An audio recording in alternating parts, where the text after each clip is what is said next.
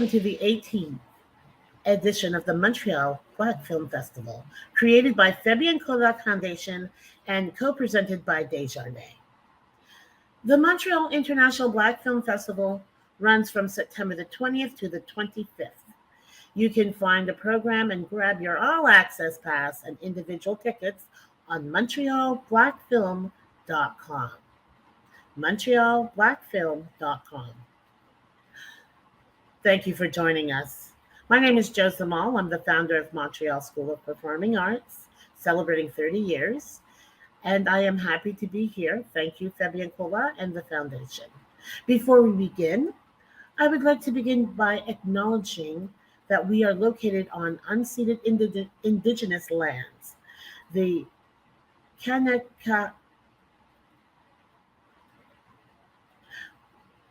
I would like to begin by acknowledging that we are located on unceded indigenous lands. The Kanaka Nation is recognized as the custodian of the lands and waters on which we gather today. The TOTK Montreal is historically known as a gathering place for many First Nations today. Today, it is home to a diverse population of Indigenous and other people we respect. We respect the continued connections with the past, present, and future in our ongoing relationships with Indigenous and other people within the Montreal community. Today's panel is entitled Being Black in Canada, Young, Gifted, and Black in Montreal. This panel will feature the 2021 English participants of the Fabian Kola Foundation, Being Black in Canada.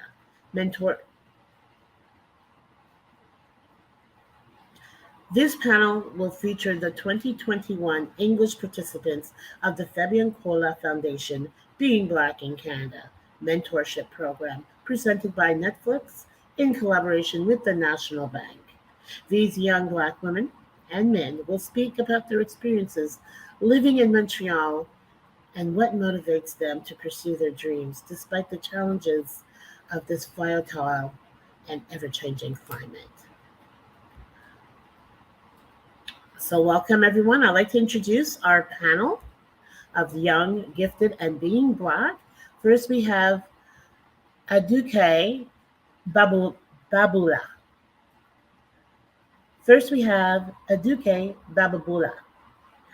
She is an emerging voice in storytelling, a published poet and performance artist, and a budding filmmaker. Chris Henny Nyangula. He's an aspiring filmmaker with a Bachelor of Fine Arts from Mel Hoppenheim School of Cinema. During his time in film school, he gained experience as a director, producer, first AD, gaffer, boom operator, and sound recorder on a few small productions. We have Roy Kingsley, filmmaker. He has completed half a dozen short videos ranging from skits, music videos, and promotional ads. And we have Isaiah Phoenix Alphonse, a film production student at Concordia University. Sorry. Okay, let's say that again for me. Isai. Okay. We have Isaiah Phoenix Alphonse, a film production student at Concordia University. His goal is to be a Black filmmaker and screenwriter. He has directed, produced, and edited a few short films and short documentaries. I welcome to the panel, everyone. So, I'm gonna open up the question. What was it that why you want to do this? Why did you want to be a filmmaker?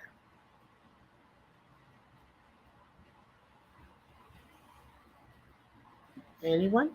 I can go first if Okay, thank you, to break Chris. the ice.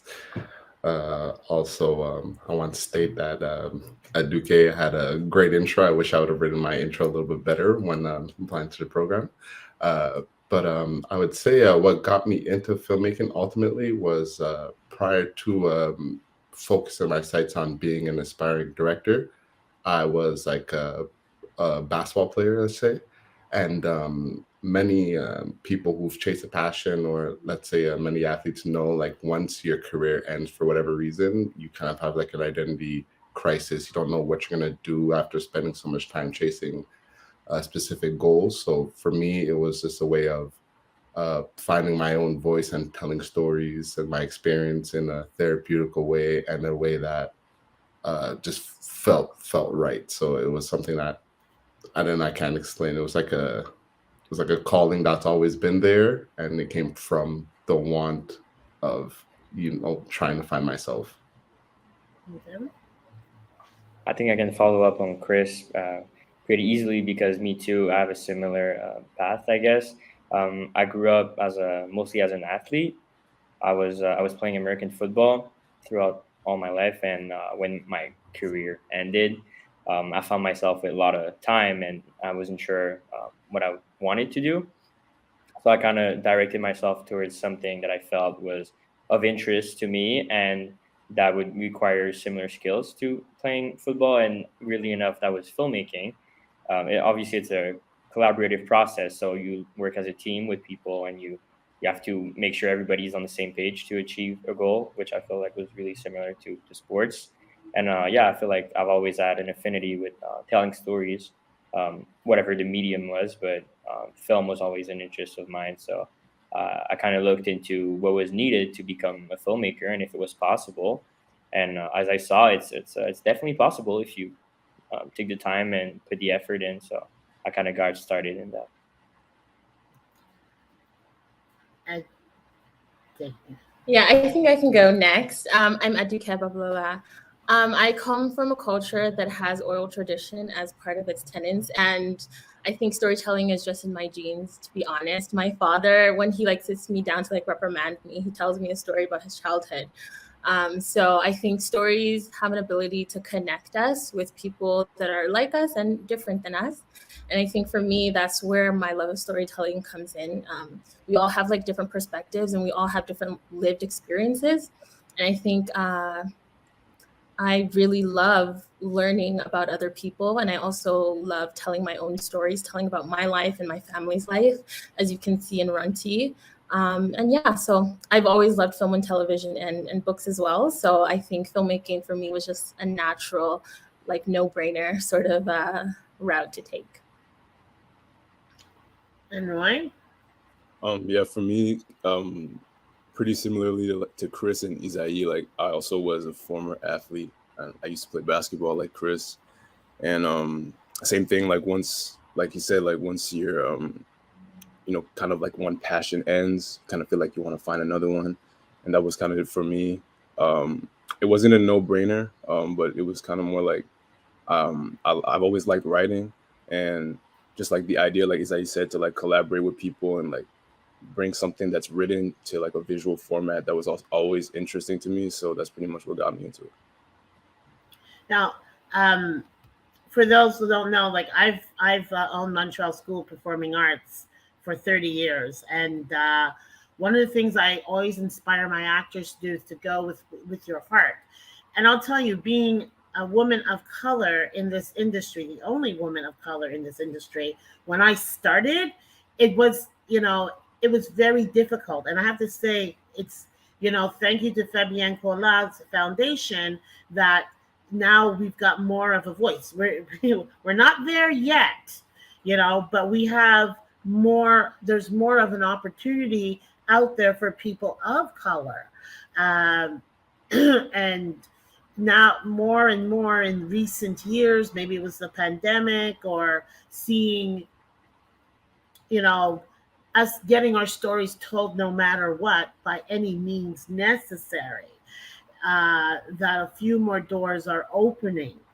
And it's a matter of like, yes, these doors are open, but we got to stay here. We're invited to the party, but we got to make sure that we're coming back again. So my other question is, what challenges did you face getting your project done? Let's put it this way. What was your challenges? What were your obstacles? And how did you overcome them? I think I can go first on that one. I think for me, the main struggle was really the conception of the I guess the structure of my film and the subject too.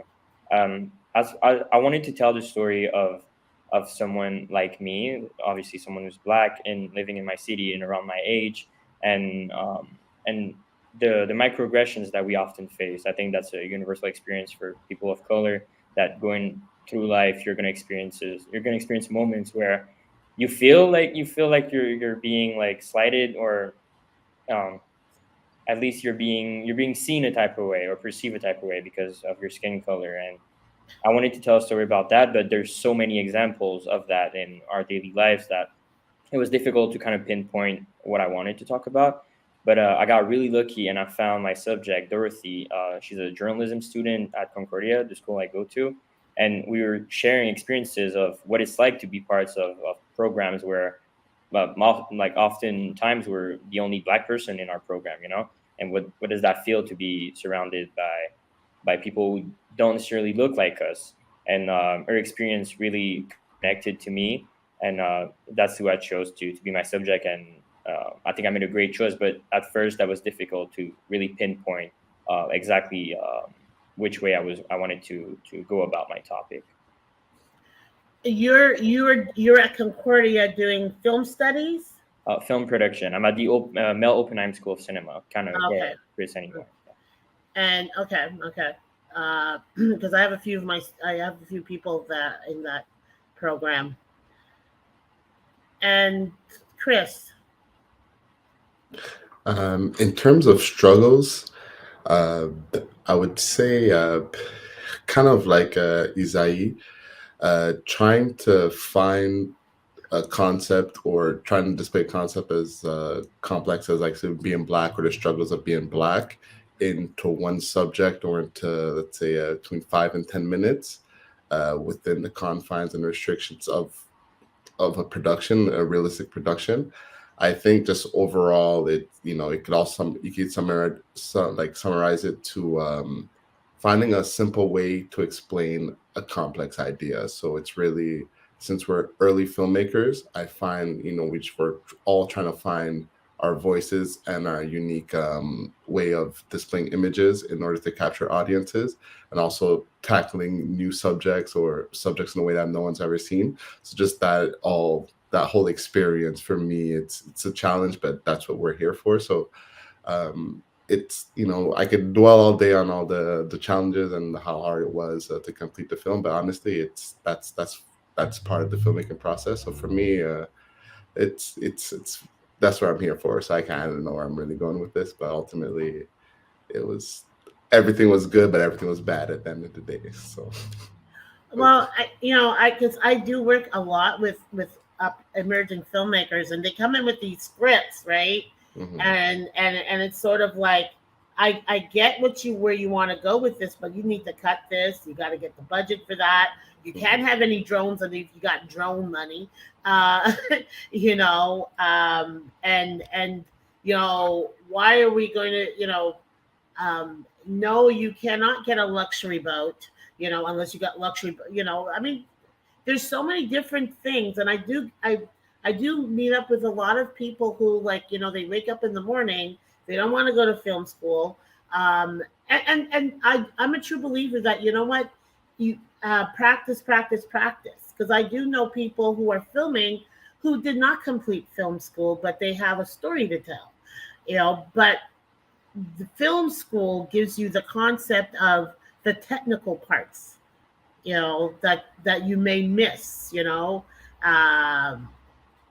but if it's not a challenge, if it was easy, everybody was doing it, right? Exactly. Aduke? Yeah, I think I definitely faced a lot of struggles as I was making my film. I honestly didn't even make my original film. I had a completely different topic and subject, and I had to go back to the drawing board about midway. So I was kind of like falling behind everyone else. So I think really I had to analyze what kind of story I wanted to tell and how I could tell it in a different way without this subject and without, this particular topic. So I think it really helped me to hone my skills as a writer, which obviously is part of the filmmaking process. So I'm really grateful for my struggles. But it was very nerve-wracking as we were going into it. And I'm thankful for the team as well. My cinematographer, like honestly, there were days that we were filming that he was doing a lot of the direction for me, and he was giving me his ideas. And so I think when you have a good team behind you, those struggles are going to be like little hills instead of mountains. So I'm grateful for the struggles because they definitely helped me to become a better filmmaker for sure. And okay, because so the on your team, the director who was directing it, was that a good thing? Well, I was the director. He was the cinematographer. Yes. Right. He was doing, I wouldn't say directing, but he was definitely giving me his creative input. And I think, if you're the producer, if you're the sound man, if you're the director, we all have creative ideas. And so it definitely wasn't a slight for me to have him give his input. It was actually a really big blessing. And I was honored that he wanted to help me make my film even better. I always tell people to be careful of that because you've got people who are working on a team with you, and not everybody's always for you. And part of the experience is being with people you want to spend time with. Not where you wake up in the morning and it's like, oh damn, I got to see these people again. And I've worked on sets where it's like, nobody's getting along and the film falls away on the wayside, or it eventually gets done because you've got a good core of people that you can keep it together. But and I'm just going to share something from several writers. We write something and we think it's brilliant, and then when we hear it, we're making changes. And I've been on productions where, the director is changing the whole entire script because it doesn't work, So, you got to keep on writing those stories, and you're going to edit and edit and edit until it comes down to, where you want it to be. And, and one of the things I do stress on a lot of, and when I mean young, I don't mean young in age. I mean young to the industry, okay? Because everybody wants a quick fix. Everybody wants to do it today, And it's like, sometimes if you want it good, if you want it done quick, you better have some money. If you want it done good, it's going to take time. If you want it good and fast, you better have some money. If you want it done good, take your time. Roy. Yeah, I think for me, like the biggest challenge was really like, because this is something that's still pretty new to me, and like the whole idea of like working with like producers and like a whole team of like professionals, like that was new to me, and like responding to like emails like every day, like and working against time and stuff, like that was something that was new to me, and it was a challenge. And then similar to that, just like getting everybody on the same page and everybody available on a certain date in a certain location, that was kind of stressful. But yeah, I just say that working in like the whole pre-production stage, like with like just like a whole team of professionals, that was a challenge for me, like in the beginning. Okay. And you've done like a few shorts. So you've done a few shorts before you've done this program, or? Yeah, but it's like, I wouldn't even say it's like short. It's like stuff that I would do like with me and my friends. Like it wouldn't be anything like serious. Right.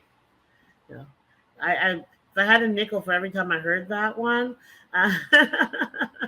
it's like, yeah, well, I shoot around with my friends and we do it. And then when you realize the technical part of it, how important it is, because you want, at the end of the day, if you're going to put your heart and soul into this in your writing, you want to see this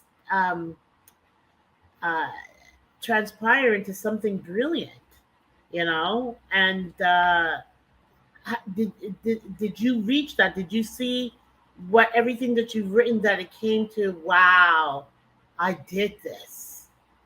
This is mine. Yeah, that was something that I was pretty proud about. Just like my script didn't really change much from originally, and I was able to pretty much get like most of my ideas. But yeah, I'd say yeah. Yeah. Okay. Educate. Sorry? Do I feel like my script or my Mhm. final film emulated my script? Right. I think that it did. I think it got like I honestly, yeah, I faced a lot of struggles, and some things weren't able to come to fruition. But I think in terms of like storytelling and passing the message across, I think the film was stunning. Like I said, my cinematographer did an amazing job. So I do think that I got the general feeling of my script, and I'm going to use that just as a jumping pad for the next one. And I think I've learned how to like take my script from formation to actually like making it translate into the film. And your film is they're being screened this year, right? I believe so. I think so. Yeah. Okay. So, what's the name of your documentary or your film? It's called Runti, which means remember in Yoruba language. Okay. Can you give us a little synopsis of the film? Yeah. I'm going to ask you all out as well. Yeah, so Runti kind of juxtaposes. So I'm from an immigrant family. My family is from Yoruba land in Nigeria, West Africa. So my family came here, or we left Nigeria when I was 3 years old, and I'm the first child, first daughter. So I remember what immigration feels like. I know what moving schools every year looks like, and having parents like look for jobs and go back to school. I feel that, like I know what that looks like. And so when I moved to Montreal, I almost felt like an immigrant once again. And even though I've lived in this country most of my life, so Runti was really just about juxtaposing those two experiences and the resettling process when someone moves away from home. How do you make where you live now home? And what that kind of looks like for someone with African descent, that looks like, okay, where am I going to get my hair braided? Where's the African store so I can make all these food and dishes that remind me of home. So that was what I did with Runti. Runti is about remembering where you came from, even though you're somewhere else. Okay, nice. And I know I'm going to butcher the name, so I'm going to go with Phoenix. Yeah. Well, to kind of combine, I guess, the two previous questions. The first one being that putting our script on screen and how we felt towards that. I feel like for me, it was really it kind of like solidified my view of myself as a filmmaker. I've done a few shorts before that and a few music videos, but it was often me doing. It was kind of a one-man crew, you know. I was shooting, I was writing, I was directing, and I was editing.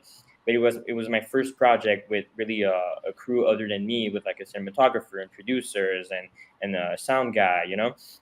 And to see that the script that I had written, that my vision could carry itself between the script to the screen, that was really validating for me to see that, okay, I am able to portray my vision to other people and to my film, even when others are involved, you know. So that was really important for me, that I realized that for myself. And my short documentary is called "It's the Small Things." It's a film. Mostly, it's about discovering Dorothy. She's a friend of mine. She's a brilliant photographer and journalism student at Concordia. And I wanted I wanted her to tell her story, because I feel like me, well, in general, when you're a person of color, or when you're Black specifically, and you're studying in the arts, I feel like oftentimes you're going to find yourself surrounded by people who don't necessarily look like you. And so sometimes that can be like difficult to navigate through that. And she had a very like I'm studying filmmaking and she's studying journalism. Even though they're very connected, they're different, but we had a very similar experience about like sometimes feelings like maybe we're not where we're supposed to be. And so because of things like microaggressions, and that's mostly like what the film talks about, like the microaggression she's experienced throughout her life, and specifically the ones she experienced while being a student at Concordia in journalism. But it's also about the good things too. Like we both feel that Concordia is a great place for learning, and that they're doing a good job at incorporating every type of people. So it was very a good conversation with her about how it feels to be Black in Montreal and to be, I guess, a student somewhere. Yeah. Chris? So I'll follow up on like both questions as well. So in terms of the script, I'm a person, I obviously I like having a solid script, but I see it more as like as like a solid backup. So I use it as like a strong guide, but I'm not afraid to quote unquote burn my script. So I would say realistically from inception and when I entered the project to the final script that I went into my first day of production with or shooting with principal of photography, my script changed quite a few times. So there I could say it wasn't necessarily following my original idea, but I always had the same essence. And then finally, the script that I ended up with and was on screen, I would say what's on screen is a more concise version of my script, or like the better elements that I wrote came out, and some of the elements that weren't as strong I ended up cutting out. So ultimately, I would say it's true to my vision. And in terms of the documentary, so Objects in the Mirror, which will be streaming at the Montreal Black Film Festival, is about basically me, a Black male in Montreal, finding my identity through sport, which was basketball, which is one of the few, I would say, opportunities or paths that most Black males venture into to try to find success and try to find their identity. And the film is basically about once you figure out that that isn't you, or the idea or the lifestyle that was pushed on you maybe your whole life, when you make the conscious decision that you don't want to be a part of that lifestyle anymore, like what do you do? Do you find a new identity? Do you take a part of that identity and create something else? Or it's just like the mental aspects of dealing with finding a new passion or finding yourself through other endeavors? Now, definitely finding your passion, finding what brings you joy. And I think that's for me. I'm grateful that every morning I wake up, I love doing what I do. And that's something I tell my students, as long as you love it, as long as you love doing it. And I do have many athletes and athletes of color, which is they tend to come towards the arts, because also being an athlete also gives you the same discipline that you need to be an actor, to be a filmmaker, listening and working together as a team. So that's the benefit that sometimes some athletes have, unless you're playing individual sports, and that's a whole different thing. And as being people of color, and where I'm sort of jealous in a sense. I'm a different generation. I'm slightly a little bit older than some of you guys. I'm joking, but no, slightly. Because there wasn't that many people, our color in this business. And when I started Montreal School of Performing Arts, and I was working with Michael Jarvis, who was the only Black. Sorry, there were only two Black film students in Concordia at that time, and we're going back in 1994. There was only two, and I was working on professional Hollywood sets. I hardly saw anybody of color, You know, you'd see the odd one or two. Now, unfortunately, I'm working with a few production companies that we do look at hiring people of color. So I think we're evolving, but we still have, you know, we in a sense we still got to prove ourselves, which I'm sort of like done in a sense, but we still got to tell our stories though, and um, outside of, have you guys worked on other programs? Are you still part of you're still part of Being Black in Canada, right? Like, have you been venturing out to get funding for future projects? Well, personally, like I've obviously using after this project, it's a good project to leverage your portfolio. So personally, I've been looking into grants, more specifically the Canada Council of Arts. So I encourage everyone, if you haven't, create a portal and apply. Deadlines are soon, but what is coming up even sooner is the Montreal International Black Film Festival. So be sure to check out everyone's movie. And yeah, that's it for now, more or less. Yeah, looking for funding is so hard. I haven't joined any programs as of yet because I'm actually starting my own production company. Mm-hmm. I'm kind of tired of waiting for my ideas to get picked up. So I'm gonna bootstrap, make my own production company, and we're gonna get these stories out there. So that's another thing I've always encouraged emerging actors to do. Actors, especially of different ethnicity, and age. All right. The youngest student that did their own short was 9 years old, and so I mean, I'm not saying just because a 9-year-old did it that everybody can do it. It's not for everybody, but it's, would she continue doing it? I don't know. I hope she will.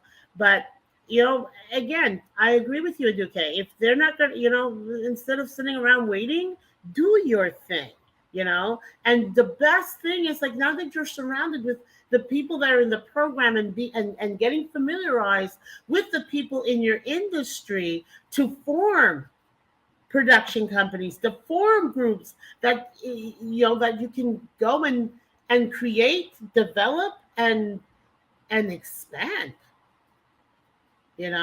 It's right there. Well, 1, 2, 3. You've got 3 guys here that you can like recruit and say, hey, let's do a movie. This is my idea. This is my concept, and I encourage anybody who wants to do this. Of course, check out all the programs, and Being Black in Canada is one of the best programs. And do it. Don't talk about it. Just do it. You're on mute, my dear. Yeah, all I said was period. What? Period. I agree with you. Yep. I'm co-signing. Okay. I'm sign me up. Sign me up. I'm there. Need a consultant? I'm there. Any other questions? Any we went over what was challenging. I think Roy, I haven't heard from Roy. I don't know if he. Oh, sorry. Did I miss you, Roy? I'm sorry. Speak up, babe. It was for. Did I miss a question? About your movie, about challenges. Oh yeah. Yeah, the challenges. I think I spoke about. I guess it was just like the synopsis of the film. Yes. The documentary. My short documentary is called Black Academia, and essentially it tells the story of this young girl, Sherry. And about her kind of like the challenges she had to face in high school. And I think that essentially what the story is about like, as Black people, like finding identity, especially at a young age, in like predominantly white spaces, and how important it is to have like people that look like you around you, especially when you're young. And like in this case, like in school, like having like Black teachers and educators, like how far that can go into like the development of like a young kid. So essentially it's that. Okay. And so what's next? What's next? What's next? I don't know. I mean, I'm trying to get through school right now, but in terms of like projects, like I said, like I write a lot, so I'm always writing. I haven't really looked into getting funding yet. I know that's something that probably gonna come sooner or later, but I'm still trying to just like get better and learn as much as I can for now. Yeah, for me, I've been, in the past few months, I've been going through a screenwriting residency with Black on Black films, and it was pretty successful. I was able to end up as a finalist for a bursary from the Academy. So yeah, it was really a great experience. And so I've been trying to get funding for that screenplay that I wrote. I've been in contact with a few producers. Obviously, it's a long process, so I have to be patient. I'm learning to be patient, I think. But yeah, so that's what I'm focusing on. And I recently started my second year of university, so I'm gonna go through that for the year too. You're in film production, right? Yeah, exactly. Okay. And Chris. I would say like right now, I'm pretty. I won't say pretty much all over the place. Kind of like a Duque. I'm venturing not necessarily to have my own film production company, but more of a like art gallery. So it's gonna be like online exhibition. As much as I love filmmaking, I kind of like I like all types of contemporary art. So I'm trying to explore more like new media and just reinvesting in myself. So obviously, making films right now isn't a full-time job, so I have to work my 9 to 5. But then I'm still passionate enough to invest in myself and work on films, work on project, develop ideas. So it's really just using my income and developing my online art gallery. Hello. You're on mute. Sorry, is it my turn? Yeah. Okay. Yes. So aside from the production company, I'm writing a children's book for adults. It's called Me, Mine, Marina KG, and it talks about personal responsibility. I am also, I guess, like the first project that my production company is working on is a talk show about mental health, and that'll actually be happening in Nigeria. So there's a little bit of relocation and travel in my future, which I'm a happy girl when I'm traveling, so I don't mind that at all. So yeah. Okay, it's very interesting because I had read your bio, and you have something going in Vancouver as well, right? Oh my goodness, I can't remember, but I don't think so. Okay, hold on. Yeah. That might have been me. Okay, sorry. Yeah, no worries. Okay. I mean, if they take me to Vancouver, I won't mind. We'll see. Okay, let me try this again, Mr. Alphonse. Yeah. Okay. I'm sorry. I'll get it tomorrow. Watch me wake up in the morning. Okay. It takes a while. So tell us a little bit more about your comedy that you're pitching in Vancouver. Yeah, that project has been kind of put on hold for a little bit now, so I don't know how much I can say, but at least it was mostly last year, the past 2 years, and it was a great experience to be trying to create a show with like a producer and stuff. Again, the project is very much on hold currently, so there isn't that much to say. There isn't that much updates, but I'm really excited to see if it can go somewhere eventually. So with all these, with Black Lives Matters, with BIPOC, and all these production companies and corporate companies being Netflix and National Bank and Desjardins, and that's opening up. How do you feel in terms of? Do you feel there is a change shift?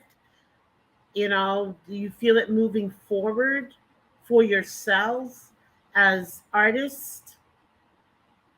I do. I feel definitely. I feel like I'm gaining some momentum, and that's obviously because I'm getting help from all those institutions and stuff. Obviously, it's a lot of effort for everyone in this panel. Like we have to submit to a lot of things, a lot of paperwork often, and But yeah, definitely, I feel like there's a change coming. I feel like our voices are definitely taking more place, or at least no, taking their like the place that they deserve. I feel, and yeah, we're getting an opportunity to talk more and to present stuff about this the Being Black in Canada project, like being able to show like the struggles of our daily lives as Black people in Montreal. That's something a lot of people don't get to do, and so the fact that it's such a big opportunity kind of shows, I feel, that there's definitely a momentum for new voices, and especially new voices from people of color. And of course, everybody has a different point of view. And I mean, this is something that, for a long time coming, that we've been always talking about, that, the media never really open up for people of indigenous, and so on and so forth. And I know we've had several conversations with the Montreal Black Film Festival and media over the years. So I'm like saying bravo, Fabienne Collab Foundation and the Montreal Black Film Festival, for really, breaking down those doors, because it's girl, please, it's been a long, long, long, long time coming. I mean, when I started in this business, I was told, like, there's no roles for Black actors. I was told that I had no business doing this, really. And but I, you know, it's for me, it's what I want to do. It's the only thing I see when I wake up in the morning. This is all I want to do. And one of the things I encourage everybody, and I say that when you wake up in the morning, you want to be a filmmaker, then you're a filmmaker. You know, as long as this is what brings you joy. Yes, it's not easy, not easy, not easy. It's passion, perseverance, and patience. Oh, patience. But once you do your driven purpose, there's prosperity at the end, right? So, Okay, go. Yes. I I feel I have mixed feelings about like these type of questions, because I obviously feel like just all five of us being here, sorry, it's proof of obviously there's more opportunities for Black voices and Black faces to be seen. The only thing that I debate or I fight against is the stories that are being told, or the new ideas that are being introduced or ushered in, because if you like it or not, we all have a certain way of telling stories that fit a certain structure that ultimately, let's say, go on streaming services or go at film festivals. So I think, and we all have a preconceived also idea of the quality that it takes to, let's say, be a filmmaker. So I think, let's say, the average African American or African Canadian uh, across even the world, you would say, I feel like we don't have the confidence to pick up a phone and tell any story, any format, any length, because we have a preconceived notion of what is accepted. So until, let's say, the decision makers are there to change the way that we could enter into the industry without necessarily fitting a certain mold, then I don't think there's necessarily going to be any drastic change. But I still acknowledge that us being here is a step in the right direction.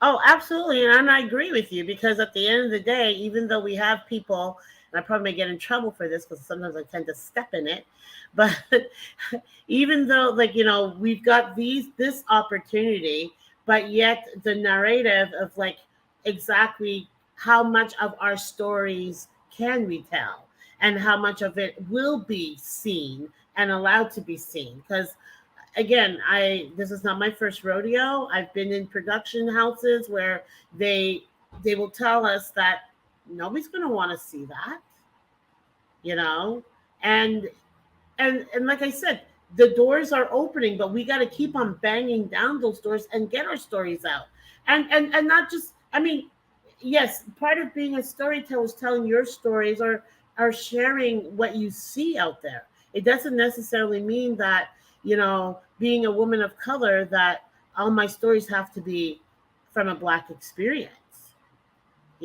because I mean, listen, I started the school 30 years ago, and predominantly my students were not of color.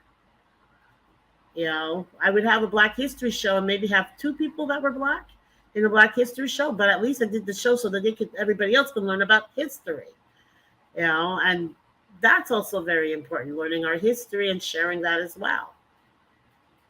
But you're right, Chris. It's that, yes, this is a step further than where we've been. All right, but there's more to go. We've got to keep on being persistent. Roy, any questions? No, I could just add that like I'm pretty optimistic, especially like you said, looking at the just like the program that we're in right now. It's given a lot of opportunity to talented young Black storytellers, and I did a little research on the program, and it's pretty much like expanded like year after year after year. So I think that that's a good thing. So just continue to like give opportunity to young Black talent, and also like get as many Black decision makers in, so that way they can open the doors for us, because we can have all the talent we want, but if there's nobody giving us that opportunity, like it's kind of, it's those who are taking care of the purse strings, so to speak. Right. Aduke, you look like you had something to say. Yeah, I did. I was going to say that I think we've definitely made headway, but for me, it feels like there is still a little bit of tokenization. And when we have that, that means there is really just space for one or two Black people in the room and at the table. And, I'm not saying like the whole table needs to be all Black people, but I think that we definitely need to be on par with our white contemporaries. Like, we need to have opportunities at the same level that they're having them. And I don't think we're not quite there, but I definitely see that we're making strides in the right direction. And I have to say, in Montreal, it's a little bit different in comparison to other places, in Toronto or in the States, where, you have more of Black productions running the show. You've got the Tyler Perrys, you've got 40 Acres of Mule and Bobcat, and I can go on and on and on. Yeah, we're not there yet, but Rome was not built in a day. It takes one day at a time, one step at a time, one person at a time, and to work together, because that's another thing. It's working together. It's finding the people that you gel with, that you can, because together you can move mountains. With one, you're just by yourself. But when and I think the purpose of having these film festivals internationally, not just Black film festivals, but all film festivals, to put yourself out there, get yourself out there and meet as many people in the industry and people that are looking to move forward and to be inspired to do what they love to do, to tell their stories. What would you advise somebody going into filmmaking? Let me ask with Roy. Somebody who wants to get into filmmaking, I'd say, really try to be passionate about it, really care about the project that you're working on. Cause there's all you guys know, there's a lot of challenges that come into it. And there's some days that you might think to yourself, this is too much. But if you have the passion and you really care about the project you're doing, that'll be able to push you on those harder days. So just focus on that. Yeah. Aduke? Honestly, my advice is watch a lot of television. I think a lot of my inspiration as an artist comes from other artists. Watch the kind of films that you want to make, know your stuff, do your research, and just make sure that you're not staying up to date, but staying in that creative space. So wherever you kind of get your creativity, try to stay in that zone. And I think do a lot of writing, even if it's just writing down your ideas. You can come back to them years later. There's so many film ideas and television show ideas and things that I was conceptualizing years ago when I didn't have the money, when I didn't have the visibility, that I'm just working on now. So definitely like write, take notes down, write, and stay in your stuff. So watch lots of film and television and do your research. Yeah, like I feel like Roy and Aduke said, like, well, first of all, work on your writing. I think that's the main thing, the main advice I would give, because I think that's where it all comes from the writing, right? It all comes from the story you want to tell. So as like, because most likely if you start filmmaking, your technical skills are not going to be on par with like your idea or just your creativity. But that's okay because it's a collaborative process. So you're going to be able to work with people who know what they're doing. But a film can only be as good as its writing, at least in my opinion. So really work on your writing, be patient, and take the time it needs for your story to be complete. And like Roy said, like really be passionate about your idea. I feel like a good way to get people to care about your film, about making your film with you, is you're passionate about it. If people feel that you're passionate about your idea and what you want to do, they're going to be willing to help you, and they're really going to give like 100% for you to carry your to carry your vision to the end. So yeah, work on your writing and be passionate about what you want to do. Okay. I would say my advice would be to live and grow with your ideas. So obviously, we'd all love to live off our art and be millionaires and be known worldwide, like right now. But it's like there's a reason why most of the people we look up to, they're maybe 20, 30 years our senior, because the stories that we're really attracted to, or the images that we see, came from people living through things, came from people trying a trial and error, came through years of practice and of experience. So for a young filmmaker to put the pressure on yourself that you're going to produce something as nice as Ryan Coogler or Denis Villeneuve like in a week, it's not to say it's impossible, but it's just like, as a filmmaker, you have to be able to know that you'll get there one day if you're really passionate about it. But if your goal is to produce that right away, then you're not necessarily in the right place. Or if you're there just for the glitz and the glamour, then obviously you could see some success, but it's not going to go as long as if you're really living and experiencing your thoughts and what you really want to do. I always tell people this, that if you're looking to do this to be rich and famous, do something else. If you are, practicing your autograph and your Oscar speech, do something else. There is no overnight success. There is no quick fix. It's not add water and stir. It's work. And I'm stealing this line, it's not mine. Acting is a job. Acting is a craft that you need to commit time to. And it's and that goes with filmmaking and writing. And,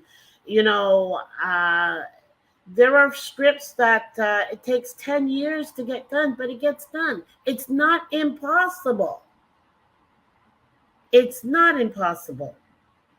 But you have to stick to it and through it. Sherry Lewis, who had Brown Girl Begins, and she's a very well-known director for a lot of movies of the week and so on. It took her 10 years to get Brown Girl Begins, and it was very successful. And you know what?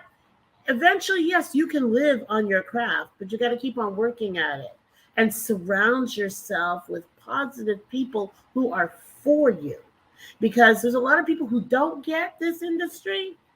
All right, they want to get it, they get into it for a minute. All right, and I'm sure who's in film school, Roy. Okay, I'm sure the people that you started with are not in that program anymore. Some of them are, some of them quit, but that happens. And I tell people this as well, is that people who start medical school or law school, they don't finish because it's a good idea. But when you realize all the work that has to go into it, it's more than just hard work, it's passion. And it's passion. You have to love this. in order to stick with it.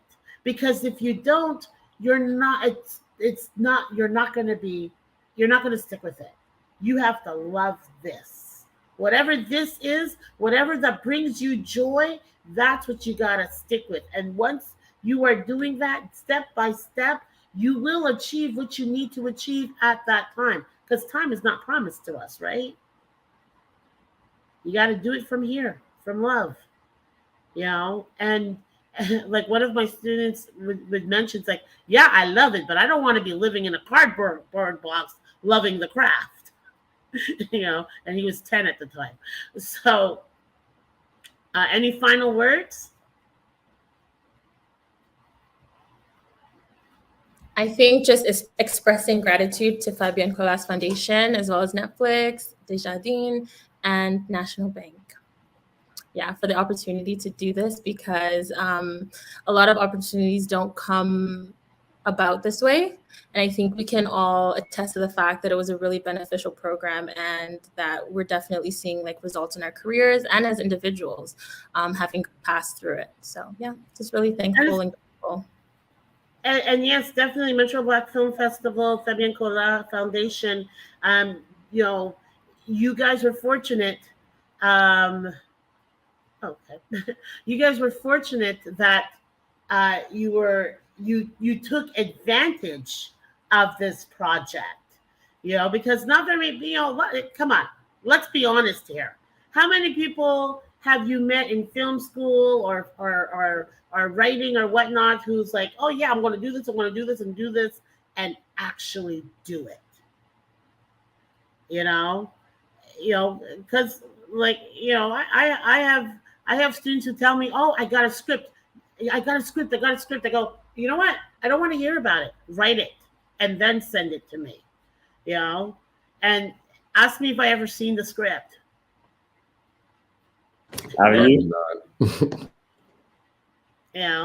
And then and these are the ones that I'm going to come back. Yeah, I'm writing a script. And it's like, and I will send, especially like, with Montreal School of Performing Arts, a lot of my students who are interested in so many different things, I will send them like, the information for Being Black in Canada and all the other different film programs for all different ethnicities, and SODEC and telefilm and so on. And how many of them actually step up to the plate? And the ones who just keep on talking, that's all they're doing is talking, and you guys have to pat yourself on the back because you're actually doing this, and and you just have to follow through if you choose to. Because, it may, I've experienced and I've witnessed, filmmakers who, they did one film, they did two films, they're like, yeah, this is too hard, forget it, I'm done, and the reality is that it was good at the time, and it's okay to change your mind, but again, take advantage of everything that is available to you and pursue it and push forward. Yeah, I think, if I can go. Yeah, just like Aduke said, like a big thank you to Fabienne Colas for creating this entire thing. And everyone involved, not only her, but everyone involved in this, because at least for me, it was such a big experience. Like I really got to learn a lot about myself and about filmmaking at the same time. And that it's really great that we, like all five of us, really got the opportunity to kind of, to expand our voice to like the public, and to like our film is going to be playing at the Montreal Black Film Festival. Like it's pretty big, and it's a good way to get your name out there. So yeah, really a big thank you to everyone involved with that program, and it was really cool to be a part of it, and I'm excited to see what they do in the next few years. And just a reminder to everybody out there, MontrealBlackFilm.com. Get your tickets, individual or all pass. And let's move on to Roy. Yeah, same thing. I just want to say like thank you to everybody who was involved, like for giving me the opportunity. And I also want to say congratulations to like all the filmmakers in the program for like you said, completing their films. And you guys made some really good films. So like, just want to say congratulations and keep going. And we'll see each other like in the next few years, hopefully doing bigger projects, and it'll be good. Congrats to you too. Appreciate you, man. Yeah, congrats, everyone. Also, obviously, I'd like to thank Fabian Cola and the foundation and countless amount of people, from everyone on production to people who answering emails, and also everyone who's part of the cohort. Obviously, it feels like it's been forever, but we're pretty much committed seeing everyone once or twice a week on similar situation on FaceTime, even during the pandemic. Now it's a little like, I don't know if you guys remember now, thinking back, it was harder times. We had to really schedule.